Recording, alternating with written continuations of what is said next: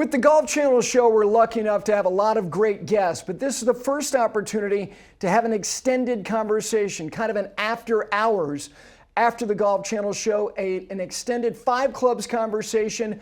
You know how much we all here at Five Clubs love great design and the great designers. And joining me in studio after being on the live Golf Channel show is Tyler Rae. So my friend, we were able to cut it up for about a half an hour, but you and I are going to take it deep on your experiences playing some of the great golf courses in the world, the great influences, the things that you've seen that you said, my God, I've never seen anything like that. And also your projects, because I want to talk more about places like Mountain Lake and Lookout Mountain that you were entrusted to do Lookout Mountain. Let me ask you, the first place growing up in Wilmington, Delaware, where you saw it, and I remember Ben Crenshaw talking about seeing the country club at Brookline when he went to play the U.S. Junior and going, oh my God, places like this exist? And his imagination was turned on by that. What was the first place you saw that you went, oh my God, this is extraordinary? Probably Aronimink. Yeah, Okay. I remember playing a junior event there, and it was unlike anything I'd ever seen. The big scale, big oaks, beautiful, big wandering, just waves and greens, and it was Ross at his best, and I was shocked. And I played terribly because I was, I just remember being, just overwhelmed. Yeah. The being in the Wilmington, Delaware area, you're in proximity to so much special, so much great, so much historic. I want to ask you, look, it's not easy to do this exercise, but based on your own view of the world of golf and your industry, give me the 5 most important places that have been constructed, and obviously their enormous impact on the game for whatever reason. Can you confine it to 5? Or try to anyway. That is, it's a great question, Gary, but probably I'd have to say Pinehurst, Pinehurst number 2, Pinehurst number 1, because obviously that's the Mecca, and that kind of, there were so many Northerners that came down and that spread golf. I mean, it really spread golf because Pinehurst predated Florida. Florida, there was really nothing cooking in Florida until 1915, Yep. 16, 17, 18. There were about 4 clubs in Florida before 1915, and Pinehurst, 1899, was way ahead of its time. So I think it has to be Pinehurst number 2, but on the whole, probably the country club of Brookline. Just like Ben Crenshaw said, I remember my first visit there, and oh gosh, it was it had the patina, the shabby chic and the rustic bunkers, and it just fit. Everything Yeah. was natural, and the yellow clubhouse. I stayed in the clubhouse, I remember, and just Did oh you my really? gosh. Well, I had a buddy who was a assistant pro. Okay. And so I stayed with the assistant pros, and they said it was haunted, which probably I absolutely probably believe is true. that it probably Yeah. is. I don't think people understand it. Look, and you there's no reason why you would when you just see it in the finite number of times, you go back to the Ryder Cup in '99, US Open a couple of years ago, you see the yellow clubhouse, but you don't realize that really is one of the most extraordinary places to recreate that I've ever seen. The other facilities that they have, the winter sports that are available as well. And the thing about Brookline, if people are going, really? Okay. It was the scene for the first most significant chapter, I believe, in American golf history with Francis Ouimet. 1913. Yeah. Exactly. The Pine Valley angle, you haven't mentioned it yet, but you have a relationship with the club. You grew up in proximity to there. To me, it has to be in your 5, is it? It is. It's so I was going Pinehurst, country club, PV. I mean, Pine Valley's the best in the world. There's just no doubt about it. And like Tom Doak once said, that Royal Melbourne, they call it Royal Melbourne over there, but Royal Melbourne, the composite course. Yes. Where we take a couple holes from the east when they played the President's Cup. He's mentioned, and we've discussed before, that might take the cake over Pine Valley, but they don't really play that rotation a lot, that routing. So I agree that's right there neck and neck, but Pine Valley for me just takes the cake a little bit more, a little more interest in the greens. And then I think Chicago golf, because C.B. McDonald routed it, and then it moved properties a little bit, and then Seth Rayner, 1922, before he died, it was kind of his, I think it's the most complete. Every green has so much interest. The routing's incredible. Tyler, I believe that the greens at Chicago Golf are the greatest collection of greens I've ever seen. They're art. Yes. They're amazing. They're amazing. And obviously, in terms of the club itself, look, we are 5 clubs, and it's an homage to the original 5 clubs that made up the construct of the USGA in 1894. And it's also, he's the godfather of American golf design in terms of what McDonald did. Obviously, you're a devotee to what Seth Rayner has done. You've been entrusted to do his work. I'm with you on that. I want to ask you, and I'm not trying to get you to say it, before you say what your 5th one is, Sandhills. It's because of what I think it's done for your industry, what it's given to the imagination of people who decide they want to build a golf course, that it doesn't matter where, if it's good, it's golf's field of dreams. I put it in my own. Where do you allow Sandhills to sit in your mind? It's not in the top 5. Yeah. It's just out, maybe 12 or 9. Sure. But the only reason is there are so many holes out there. I mean, I remember I played off the property too. From North Platte there are you're thousands playing 10 of and them. 11, and I'm just looking at holes left of 10 and 11, behind 2, and I'm just looking at new potential golf holes. And I know they found 108 golf holes. They have the kind of the astrology map there, or whatever they called it. It's hanging in there. But I know Ben and Bill struggled to get the routing, but they really came up with something thoughtful. All the par 3s are different. You never hit the same shot twice. The wind is incredible. The views.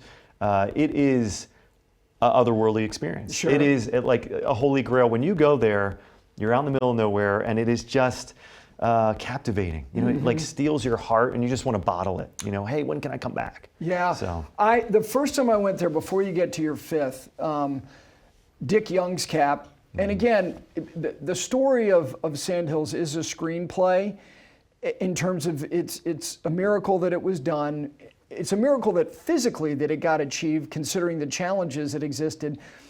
It was a Sunday afternoon, and he and his wife came out there, and I was a guest of Mark Rolfing. He was one of the original founding members. And I asked him, I said, why only 18 holes? And his answer, I don't think, maybe he said this to somebody else, probably, but he said, look, I think Mike Kaiser, he builds too many holes. And I said, why? And he said, Gary, look, we're simple people out here. We build fences. This is my land, this is your land. And I'm not a golfer, but when I think of golf the way I think of the Boston Garden. There are 2 rims. I think of Yankee Stadium, there are 4 bases. Golf is 18 holes. And I went, okay, drop the mic, I'm out. I will never give you a follow-up question or push you as to why. That was one of the really sweet moments that I've ever had in my life, to hear somebody who had the temerity to get something like that done, and then to have the perspective all those years later. All right, your 5th, what would it be? Well, I'm torn. I could go Cypress or Pebble for the West Coast, but I'd probably have to say Augusta. And the reason for Augusta, and people might be shocked to hear that, instead of maybe Merion or something else. Augusta's probably because it was built right when the Great Depression was hammering us, 1930, 31. And then it was the first golf course built with Caterpillar bulldozers. So it was in newspapers and everything. Oh, look at the Caterpillars, climbing the hills and sculpting the land. And so what I feel for golf architecture, it's very important because it started, unfortunately, the dark era of golf architecture. We were on such a run in America from 1899 to the Great Depression, probably about 1931, because we had Seminole and we had Mountain Ridge, which is phenomenal, by the way, and then we had Augusta. And then about 1931, the door closes a little bit, and there's really nothing great built other than maybe George Wright in Boston in 1937 or so. But there's nothing really great built because there's gas rationing, we don't have labor, funding, obviously, issues. And so we go in the dark ages until about probably Peachtree, until that's constructed in 47, 48 with Robert Trent Jones and Bobby Jones. Yep. And so ironically, Bobby Jones was part of Augusta, and then he's part of the next wave with Peachtree. And then that starts the Robert Trent Jones Sr., RTJ Sr., and Dick Wilson. And Yes. those two took it for the next 20. Yep. And then we have Fazio and Pete Dye and everybody after that. But I call it kind of the dark ages because the rudimentary bulldozers took over and everything became big, bland, smooth, beach balls. So when you look at Augusta, it doesn't have the wrinkled stuff that we see at the country club, Brookline. Yep. It doesn't have the Merion or the Pine Valley rustic, old town type stuff. It's very smooth. Yes. And soft and supple, like the 8th green. You hit up there and it's all, these big hummocks, around the green that Right. feed the ball. That was a departure for what was being placed and built.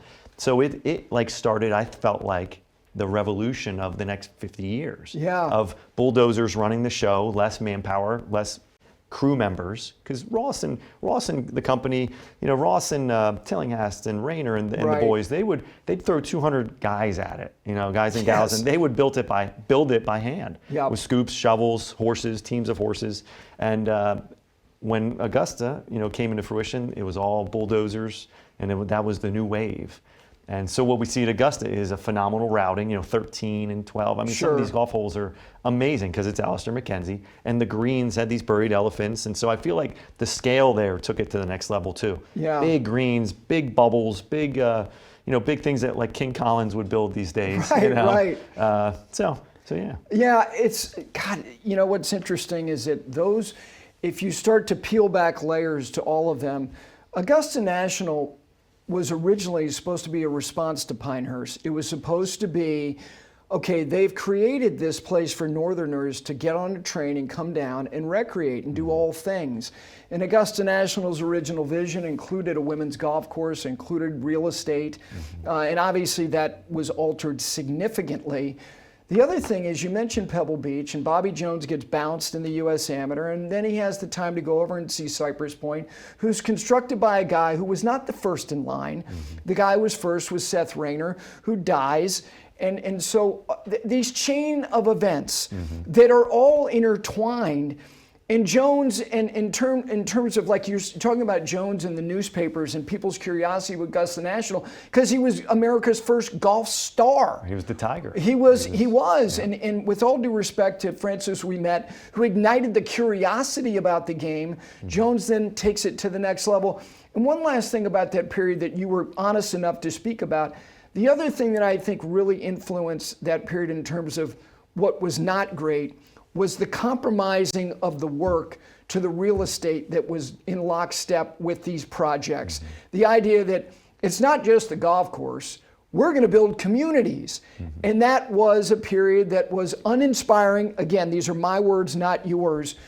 And now here we are at a time where the abundance of greatness and great things are all upon us. And that's where I get to Sandhills and then Mike Kaiser and Bandon Dunes and all of that.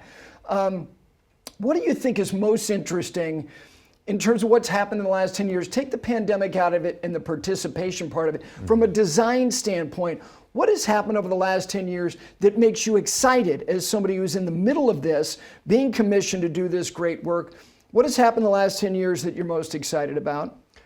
Getting back to hand details, time. Bill Corr always says there's no substitute for time on a golf project, and looking at things once or twice, and the hand detail work of the crew and our team members, and getting working a shovel and having the blisters on your calluses on your hands, and so we're, I think, in such a great renaissance period, probably since Sandhills. Sandhills kind of started this trend of naturalism, and that had its run, but I think it blended into the restoration world where it kind of took over and said, hey, let's not build this with 10 bulldozers and 40 guys. Let's build this with 100 guys and less bulldozers, more manpower, more fine details within the putting surfaces, within the green surround, the bunker faces, and the little details. I always say the little details make up the big picture. Like, the little details are all the most important parts. And so when we're on a job site,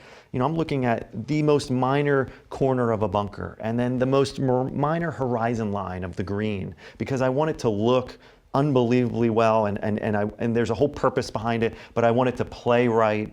And all the little things, the little inches here or there, my team would tell you probably, more than most, that I am very nitpicky and we're very hands-on, detailed, and we're hard to please because we expect greatness. Yeah. But we have such a great small window here of opportunity that if we do not knock this out of the ballpark, we will just get bypassed because the gentlemen like Gil Hance, Tom Doak, Corin Crenshaw, I mean, they have set the bar, Dave McClay Kidd, they have set the bar so high that if we don't follow up and continue that trend, my name won't be anything. Right.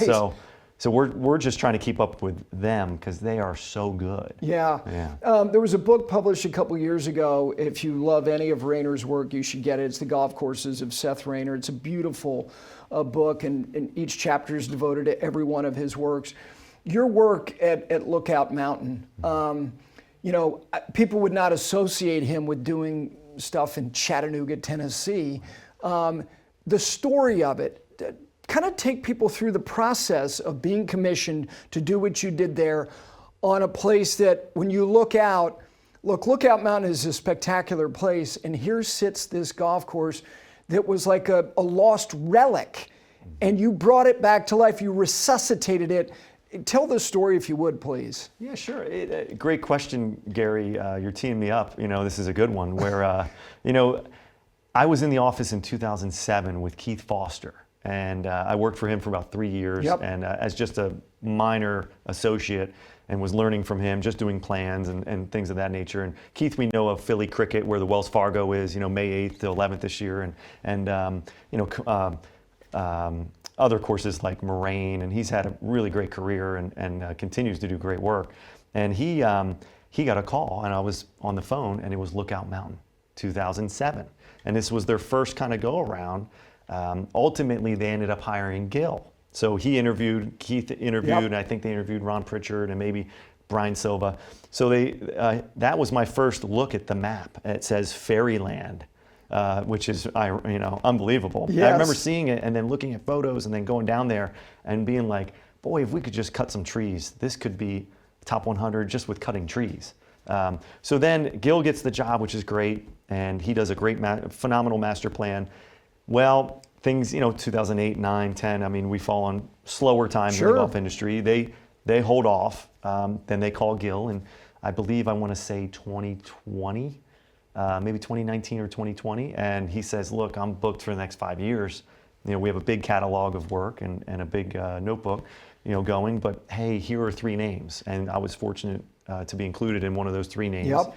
And so we go in there and we said, gosh, why don't we put this back to the plan? Because what had transpired, Gary, is it never got fully realized in 1925. Is they ran out of money initially, so they built the green pads, but then they never could build the bunkers. So it was almost like a bunkerless golf course. The routing was the same, so they got the routing, they got the tees. Okay, here are the fairways, here are the green pads, but then they didn't really have the money to blow and blast the dynamite because it's granite up there on the mountain.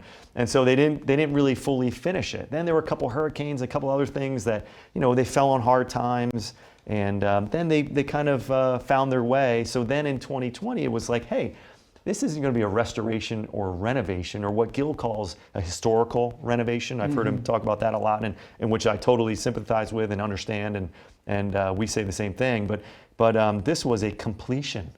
So a completion of the original 1925 Rayner plan. We were fortunate to have the plans and his hand drawings, which is very rare. In Rayner's world, I mean, it's super rare. And then we put that back, the best to our abilities. And then, there are about 57 Rayner courses left in existence. They built way more, but a bunch are no longer existing. And so in my mind, there's 57 or 58 left, like Chicago Golf, Camargo, Fox Chapel, Fisher's Island, some of those great ones. Blue Mound in Milwaukee, I love. And so I then took it upon myself to say, okay, I have to sort of indoctrinate myself and see everything I can like a sponge, so then I can complete this golf course like Seth Rayner would. And so I visited, I think, 54 out of 57 in about a 2 or 3 year period to see everything. And there's about 3 I didn't visit: Metairie in New Orleans, and Thousand Island up in New York, and then there's one other. But I tried to get everything and spend meaningful time, take a lot of pictures, draw. I remember going to Yeamans Hall and pacing their third green and drawing the whole entire green because it has the thumbprint horseshoe. It's the short, Yes. and just being like, okay, what can I take in? And I remember the superintendent standing there like, what is this guy doing? Yeah. Tyler, like, I thought you were just going to walk the course. But anyway, then we completed it, and we feel like it's a faithful, completion. Yeah. And so it's different than most restoration and renovations in America. Yeah, you mentioned 57. So you've played 98 of the top 100 in the world. You've played all 100 in the top 100 in America. And it gets to the idea about lists. And look, I love lists. Sports is all about lists. Yeah. Give me the top 10 quarterbacks of all time, and top teams and all that. And it's great. It's great fodder. We have more lists now than we've had before. You go back and you look at the Golf Digest list, which was kind of like a standalone. It didn't even seem like golf.com or Golf Magazine. Yeah, it had it. Digest seemed like it was up here. And anyway, you have more now. You have societies of golfers that are really bright and they're thoughtful. Look, I'm on a WhatsApp text chain with these guys, and it is unrelenting. And it's funny and it's great, and I love it. And then you nerd out. And these guys are on these panels. Are we in a better place because we have more lists, or are we in a kind of a wonky place? How would you describe the way that we're looking at and evaluating, and again, valuing these golf courses based on all these lists?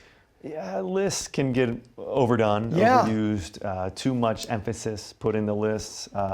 I do believe it has opened up the eyes. And so there are, I like a hidden gem list. That's kind of my thing. And, when people say, oh, have you been to Morfontaine or something like that, Right.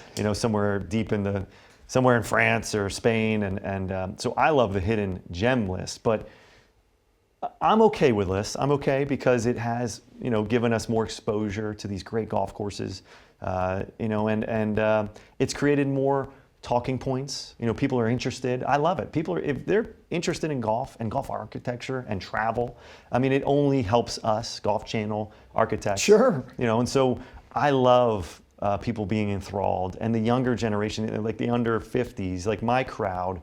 I'll be 40 this year, and my crowd, all my buddies go to Sand Valley and Bandon and Stream Song relentlessly. Pinehurst, they are going to these courses and doing buddies trips, and they're into it. Yeah. And I love it. And so they ask me all the time. I get texts. You get, you're on the text chain, Right. and your WhatsApp. You know what I get? I get twice a week probably from, all sorts of buddies from all over, and they'll say, "I'm in Jacksonville. Give me your top 3. Give me your top 5. Hey, I'm in Dallas. What do you think? Where should I seek out?" Of course. So I'm always doing the top 5 per city. I'm Yeah. always doing that, which I love. I'm into. Well, let's do a little bit of that. I'm not going to do city, but I want to do some regions with you. And you can blend in your favorites. I love the idea of the hidden gems. New England. There's a quirkiness to the region of New England. I was lucky enough to work one summer at the Musquamacut Club in Watch Hill, Rhode Island. You talk about quirk. Ooh. And Rayner's got a little, again, Willie Yep, Banks. early. There's a lot of people who have a little fairy dust around that place. Yeah. Rhode Island itself has got a lot of interesting charm, nuance to it. If I said to you, you had 3 days, you're going to devote the day to each of them, what 3 golf courses in New England would you play? Well, that is an unbelievable question. Right off the top, though, what I thought about first was Eastward Ho.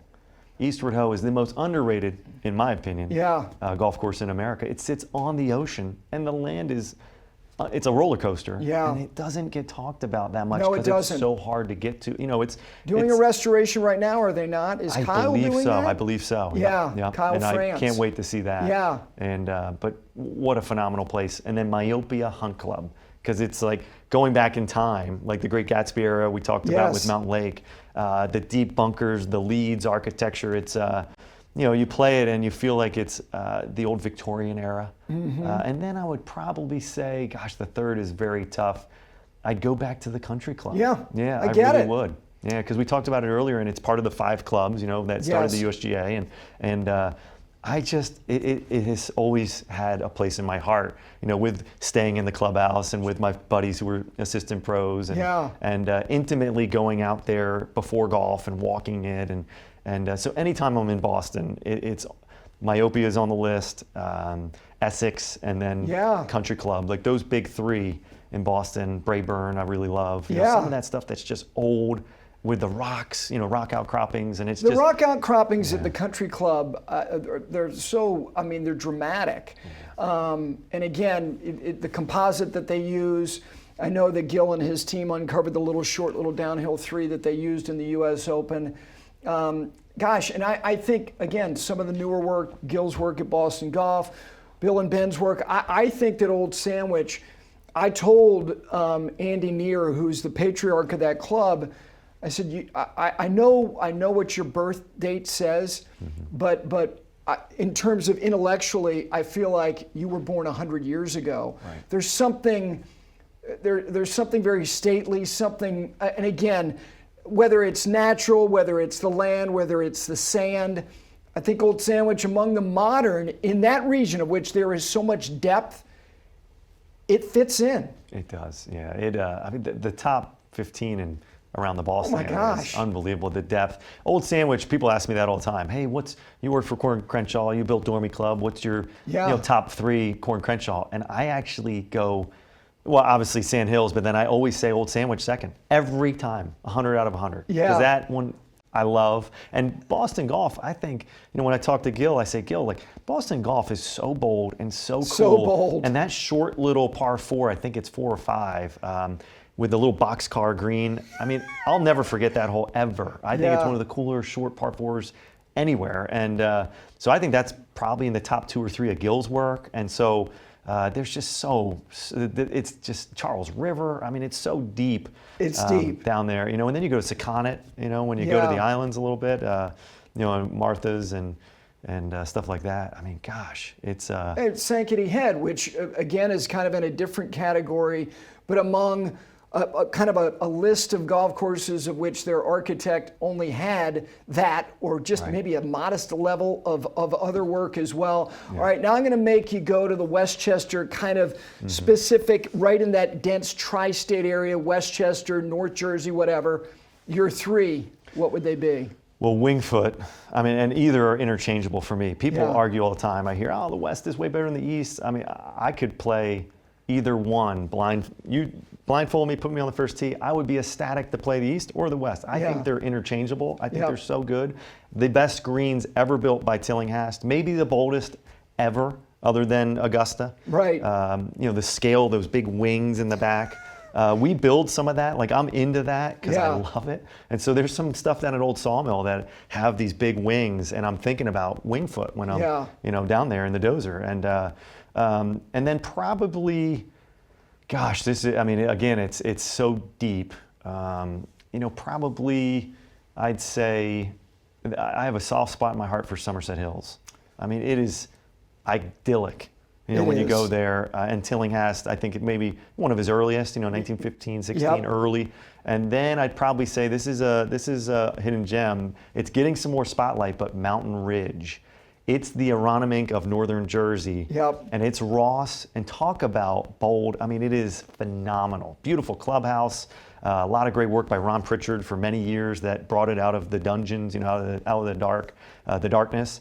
People, when they play that, they are shocked. And I think it's better than Plainfield, no offense to anybody. Yeah. I think it's better than Plainfield and Ridgewood. I know you grew up. My father grew up in Ridgewood. And, did he? Yeah, I went to Ridgewood High.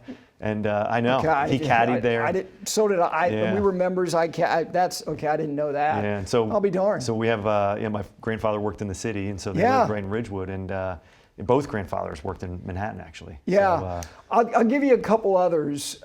Look, Sleepy Hollow, special. Maybe the best restoration I've seen other than LACC or Cow Club. Sleepy Hollow blows it out of the water. They had a senior event when I was in high school throughout that period of my life called the Commemorative. And the density of trees there was ridiculous. Yep. And to go back there after what Gil and his team did there, that's a blow your hair back, like, oh my God, kind of experience. Morris County, Very underrated. Very underrated. Bold. I think that's special. North Jersey and Brian Schneider and the work that they did going in there again, I played a lot of interclub matches, all these places, Upper Montclair Golf Club, North Jersey, lucky enough to be at Ridgewood. Baltusrol, Can't forget Quaker that Ridge, Westchester. I want you to go out to the island and you only get to pick 3. Yeah. Well, how do you do that? Shinnecock by far, unfortunately. I know it's tough to pick 3 out there. Shinny has always had my heart. Yeah. 2 falls ago, I took my buddies up when we played Shinnecock in the morning and then National Golf Links in the afternoon. And on the ride home, they were like, Tyler, I think, that was the greatest day of our lives. Playing the yes top the 2 of the top yes. 5. And we were all, we had so much fun. And I love the disparity in the 2, the quirk and the funkiness and the old world feel of National, Golf Links, and then just the pure beauty, brains, brawn, clubhouse, the setting of Shinnecock. So Shinnecock would be number 1. And then I have a soft spot for Maidstone. Because the clubhouse, people ask me this all the time too. What's the greatest clubhouse? Because I love the architecture of the old clubhouses. And I say, without a doubt, always, really quickly, Maidstone. It's on the Atlantic Ocean. Yep. It's unbelievable. And people go, oh yeah, I guess that one's pretty good. It's very Gatsby-esque. The whole thing is, vibe. And again, it was at a time.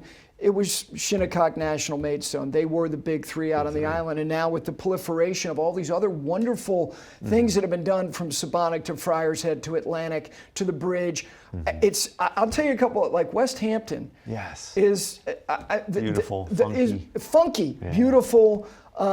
National to me, whatever your level, from the design principles of McDonald and obviously template principles and design. There's something about National in terms of the fun factor. Shinnecock, to me, and I've said this for years, I think that Shinnecock is our greatest opportunity to present championship golf to the world. That's what I think. And National, to me, is just a fun factory. The fact that they butt up against each other is miraculous. Right. I mean, it really is. Couldn't be more, disparate and different. Yeah. So. All right. But those 3, National was the 3rd. Okay, National is your 3rd. All right. Chicago or the Midwest or Illinois.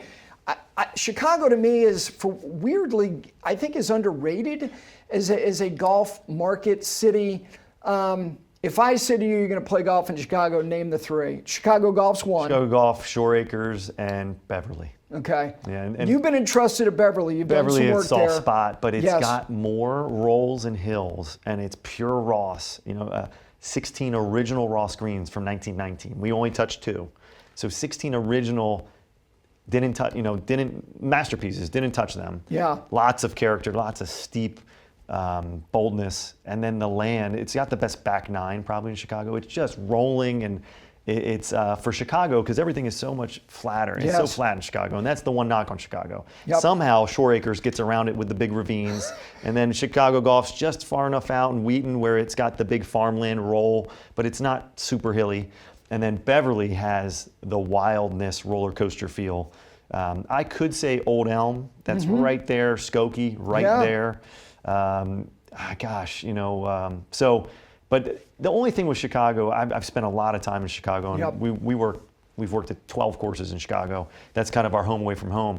I feel like you get a top 5, and then there is a big drop off. Okay. After Chicago Golf, Shoreacres, Beverly, Skokie, Old Elm, I then feel like it does fall off. Whereas other cities are just so deep. Philly's so deep. New York so deep. Long Island. Yeah. Boston. I feel like the roster of those cities is deeper. So I feel like Chicago and Atlanta are almost the same, where there's, if you counted Augusta, and obviously Peachtree is divine, and we talked about it earlier, and I hope I didn't knock Peachtree, because I love Peachtree. No, you didn't. I didn't want to call it the Dark Ages. It's the best out of that whole era. Sure. But when you talk about Atlanta, Chicago, there's a top 5 that's very good, but then there's not a ton of depth. Yeah.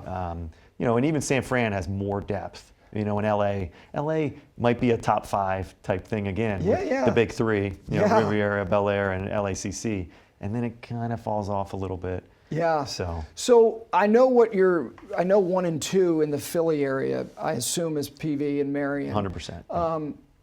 Who is Aronimink third, or is something? Historically, Okay. Philly cricket's crept back in Yeah, the yeah. conversation. When I was younger, it was 25th best in this, in the city. We played gap matches there, and it was covered by trees, and you didn't even know it was Tillinghast, Flynn, and you didn't know what you were looking at, and the membership was down. And now for the Wells Fargo, I can't wait for Dan Mearsman, who's one of the best superintendents in America. I can't wait for that to shine for the event. But I kind of think Lancaster Country Club.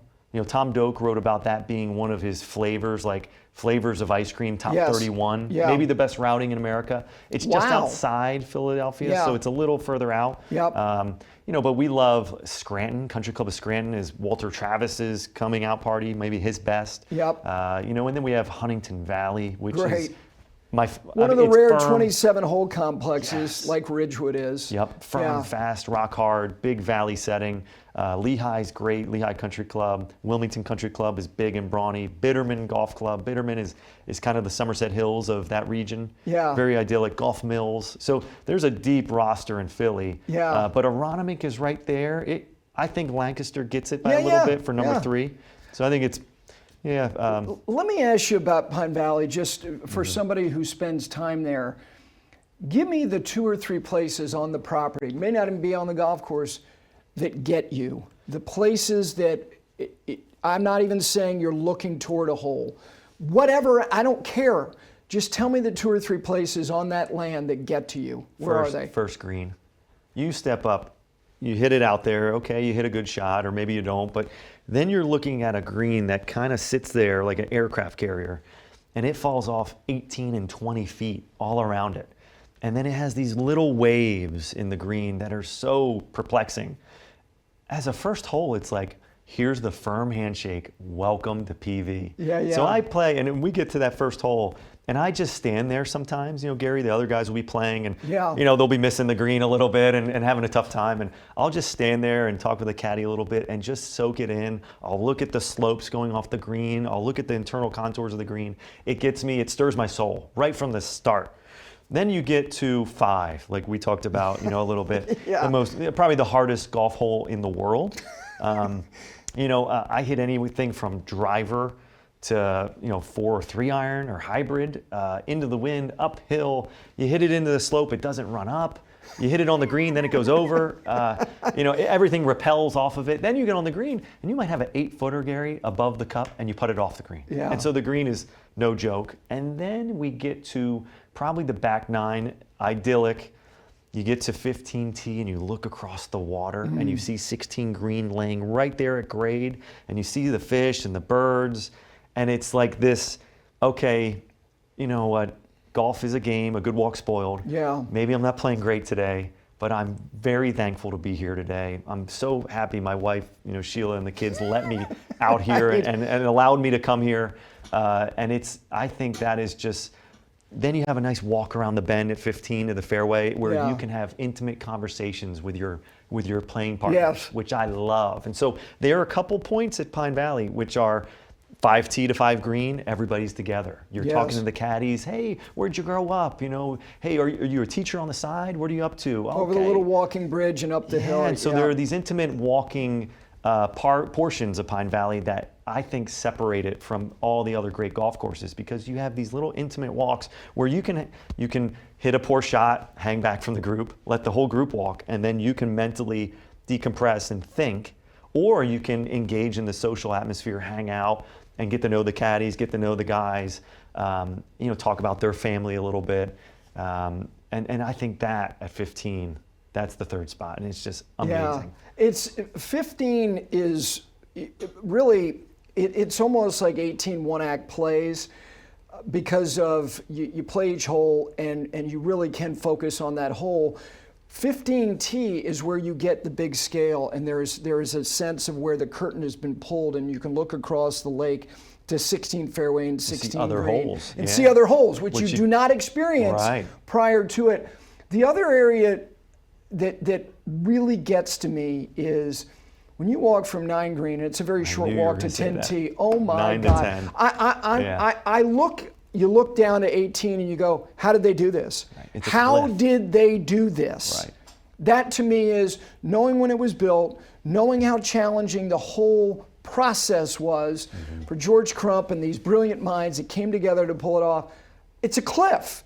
And you go, how did you do this? Right. And then now that they've revealed the curtain and cut down the white pines and opened up the views, now you stand on 10T. That's our second favorite kind of photo spot now, 10T to 18 green. And it's, I think, 290. So you could really hit one on the 18 green from 10T if you wanted to. But that was the fourth one, or the one that could have been interchangeable with my others. So I knew you were going to say that. All right. I want to ask you about two places that some people go, if they play it once, they go, I don't get it.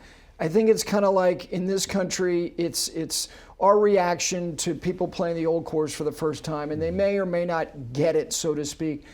Pinehurst No. 2. What are people not fully grasping, or what is not being revealed enough that in time will be, as to make it what it is? Probably it's a shot maker's course. Pinehurst No. 2 doesn't defend par off the tee per se. No. It's really the approach to the green and then your recovery if you miss the green. So it's an approach golf course. But I love that because if you think about statistics in pro golf, 72%, I think it's 72.6% of shots are inside 133. So 133 yards, that's 3/4 of the game. Well, that's Pinehurst in a nutshell. It's not about who can drive it the best or be the Bryson DeChambeau or Rory and hit it 340. That's great. But it's really about your accuracy and your shot and your thoughtfulness with the approach and then the recovery. And I love that because it's what other course other than maybe St. Andrews, with the recovery options and the big greens and what other course is so taxing with the approach and the green surrounds? Yeah. I mean, it's unbelievable, and it separates itself. For a flatter golf course that's sandy and with the perch greens, I mean, look at what Bryson did to win that. I mean, how great of a tournament was that? That was maybe my favorite in the last 15 years. Right. And then before that, how about Payne versus Mickelson? I mean, they've had some unbelievable. They have, and the Michael Campbell one, because he didn't become anything, much more significant. The fact is that Tiger was right there, right. and if, on his heels. On his heels, and he played. There's no amazing. doubt. And then Seminole, another Donald Ross. The story of Seminole is very, very interesting in terms of it's right around the time we talked about Augusta National a little bit earlier, 1929. It's E.F. Hutton. It's titans of industry. It's a very small parcel of land, but they have something that runs through it that makes it very special. And again, it's an important chapter of my life, not only professionally but personally. What about Seminole gets to you?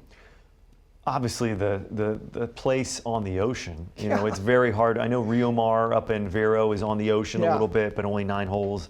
It's very infrequent for Florida to have golf. The 18th hole at Gulfstream. There's a couple other places, but being on the ocean where you stand on that 18th tee and you look over, 17th tee, and you go up to it, I guess there on 14 tee. 14 and 13 green. Yep. So I think that obviously being on the ocean, like Tom Doak always says, it's like there's no better place to be than a golf course on an ocean, and it amplifies the architecture and the love and the beauty.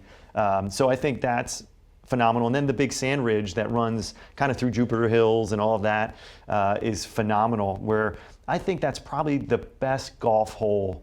One of the best in America. I think it's 5, where it comes back along.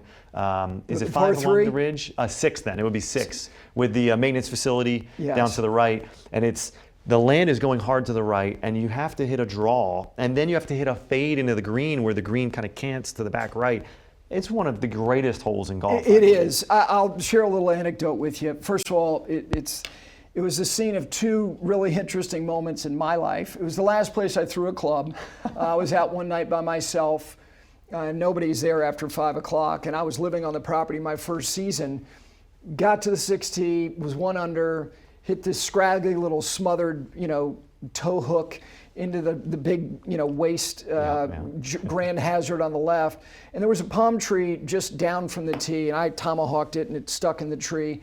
And I'm like, oh my God. So I climbed the tree, slipped on the way down, and had both of the insides of my forearms completely just raspberries. And I wore a sweater like the next day. And everyone was like, what are you wearing a sweater it's 84 for? degrees. Exactly. Gary. Yeah. But I also played one day with Pete Dye and Alice Dye. And Pete said to me, what is your line? And I kind of pointed toward the center of the green. He said, no. You have to challenge. You have to trust that you challenging the way that fairway is canted, that you have to take that on more. Yes. That's the only way for you to get a better angle for where that pin is. Yeah. And it was reflective of really, I thought, in talking to players about his own design philosophy is that played toward trouble, the reward is a better angle for your next. Angles, all about angles. All about angles. And that was a Pete Dye moment for me on Hogan's favorite par 4. And again, the other thing about that hole, Tyler, is the green, the bunker that is butted up against the green on the right-hand side. The back tongue of that green, it's a totally different hole if it's front left or back right. Completely different. Yeah, the pin location determines really how you play it, which is fascinating, which is, I think, the crux of architecture. That is, if you can, how about the variety? That's the spice of golf and life. The variety on day to day with a back right, front left, middle, and then the wind direction. The wind. So, yeah, absolutely. So Seminole for me is it's the best in Florida by miles. I could talk to you for hours, but you're building Old Sawmill. Give me a thought about that project that you're in the process of grassing. You hope for golf in the fall. What are people going to get at Old Sawmill north of Charleston? Yeah, we're looking to, I want people to see the beauty. It's nature at its best. It's beautiful. There are no houses anywhere. Beautiful farmland surrounding it. It kind of looks like a safari, like Africa in some spots where, when you look at the low country and it has the Spanish moss hanging from a big oak and you just see this beautiful kind of wetland nature preserve area. And so it has the beautiful browns and the aesthetics. And it's not just all monochrome and green like most places. We're going to have beautiful native grasses but what's going to grab you is the views, because we have these beautiful, the routing, the way it kind of takes you through the property. You're going to see, I've taken you to kind of climaxes throughout the property, and so these kind of high points. So right after the first hole, you walk up to a great view on 2T, and it's like, welcome to Old Sawmill. And it's this gargantuan view where you see all 18 holes. And you see the 18th hole, you see 10, you see 17, and then the whole back property. It's 477 acres, so it's vast, and it's massive. So big scale, bold bunkering, flatter bottom bunkers, grass face, a lot of character and antiquity. We feel like, it harkens back to the 20s, and it has a lot of fissures, island, big deep fall-offs around greens. And the membership said, hey, the owners said, hey, there's going to be a bunch of really good players here. We want it to kind of be a players club, but we have big fairways, 50, 60 yard wide fairways. Yeah. Lots of angles into greens. It's going to be windy out there. It does blow, and it's mind-boggling. My father and I when we were routing the golf course, he was texting me and we called and he said, Tyler, do you know that, with your property, it comes out of the northwest in the winter straight hard, and then it completely flips 180 in the summer and comes completely out of the southeast. So he's like, you got to think about how these holes are going to play in the summer and winter. And I was like, man, thanks, Dad. That's an unbelievable thought. Yeah, and then we're thinking about sun angles and all of that, and wind, so it's really fun. It'll be great. Big open approaches. There's only one green that's covered in the front, and that's kind of a short hole like Yeaman's Hole number 3, or like things we see at 14 at National Golf Links, things of that nature. So all classes of golfers can run it out there, wide fairways, run it onto the greens. But it's just like Pinehurst, where the greens will have a lot of flavor, and that approach shot, that's what it's all about at Old Sawmill. Yeah. Not big bunkers off the fairway, but we don't have 10 bunkers on every hole. It's not overly bunkered, and it's all about that approach and then putting. Where like Bobby Jones would always say, if you shoot 72 and you hit every fairway and you hit every green in regulation, just hypothetical, right? Well, that means you had 18 greens in regulation, 36 putts. That means 36 of your shots were full swings, and 36 putts. Yeah. And so that means to me that half the game was meant to be on the putting surface. So why not have a little more flavor? So I'm in the camp of Brian Schneider, who we talked about earlier, Doak, Corn Crenshaw, Gill. I like a little more flavor in my greens. I like the Pine Valley type greens where you get to that first hole and there are all the waves, or the ninth hole that you mentioned, Gary. Yeah. I mean, how phenomenal is the ninth green? And so we are trying to have, I always say 6, 6, and 6. So 6 more benign greens where you don't kill the golfer, and then 6, medium flavored greens, and then 6 really fun greens. Yeah. So I don't want to have 18 crazy greens, and I don't want to have 18 insipid bland greens, but I want to have a mix. Yeah. Last thing, the state of South Carolina, look, Florida is seeing an enormous explosion in population. South Carolina, not so much, but there has been this incredible infusion of special stuff. Tree Farm and Old Barnwell, Congaree a couple of years ago. And we know that a place called 21 Golf Club in the Aiken proximity. And here is Old Sawmill. Why is this happening? Why do you think it's happening in South Carolina the way that it is? Land is cheap. Yeah. I think that has something to do with it. So you can buy land rather cost efficiently versus these other metro areas like Chicago, New York, Boston. I mean, there's just nothing left. Unless you buy an old golf property and then totally reroute it and rethink it, which we are seeing a lot of. We're getting calls for that, almost more than new builds. But the land is cheap, and then we see a lot of people are moving to Charlotte, Charleston, Savannah. I mean, these cities are hot. And, the Northerners, they're tired of the weather. Right now at home, we're getting 2-3 inches of snow right now. Yeah. And it's raining here, and it'll be fine tomorrow, and we could probably play golf Friday. Yeah. And so, just having more access and availability to golf for longer extended periods, I think that's a big boon. And then the cities, I mean, how great is Charlotte? How great is Charleston? I mean, these cities are phenomenal cities to raise your family. Savannah, another thing. Aiken is actually kind of sleepy, and it again has great history, horse country as well. You're not obviously too far from Augusta. It's extraordinary what the neighborhood that you're putting down a marker, and Charleston is as charming a place as there is on the Eastern Seaboard. I really appreciate you doing this, not only coming in, being on the Golf Channel show, but giving people who love golf, who want to pursue these experiences, your viewpoint on places around the country. I look forward to doing this again with you. Thank you, Gary. Yeah, thanks for having us on. We were, beside ourselves. We couldn't wait to get in here. So. Thank you. Well, Tyler Rae, appreciate him. Most importantly, appreciate all of you for watching the Golf Channel show, listening on SiriusXM, and also consuming this 5 Clubs conversation. We'll see you next time.